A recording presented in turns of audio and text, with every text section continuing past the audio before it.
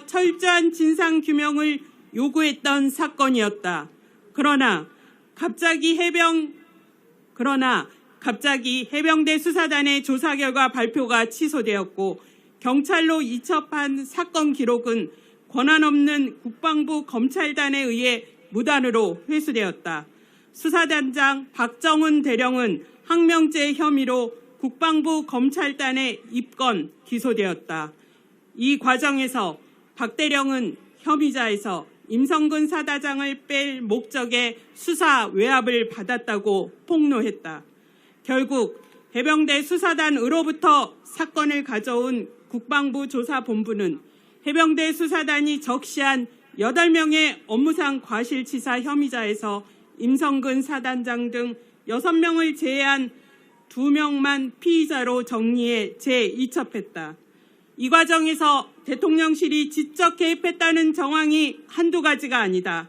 이시원 전 대통령실 공직기관 비서관과 윤재은 국방부 법리관리관이 수차례 통화를 했으며 대통령실과 경찰청 국가수사본부, 대통령실과 국방부, 대통령실과 해병대 사령관 등이 통화한 사실도 확인됐다.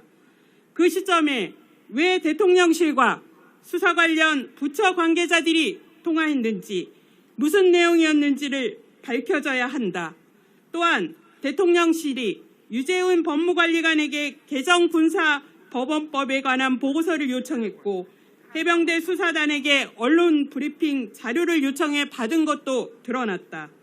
대통령실이 경찰, 국방부, 해병대 수사단을 통해 사건에 개입하고 일정한 방향으로 사건이 정리되도록 외압을 행사했다는 사실이 점점 드러나고 있는 것이다.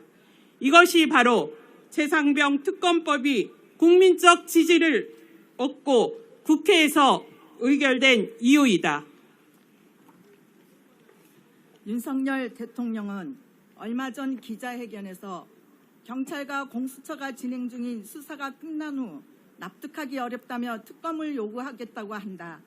그러나 지난 300여일간 이들의 수사는 어떠했는가? 외압을 폭로한 박정훈 대령은 항명죄로 재판을 받고 있다.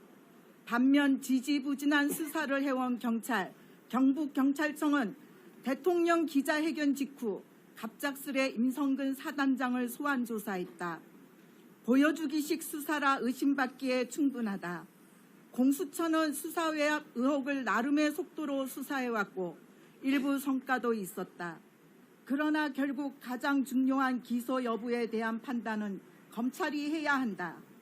지난 2년간 스스럼 없이 정치검찰 행태를 보여온 검찰이 기소 여부를 결정할 때 대통령이 아닌 국민이 납득할 수 있을 것인가 의문이다.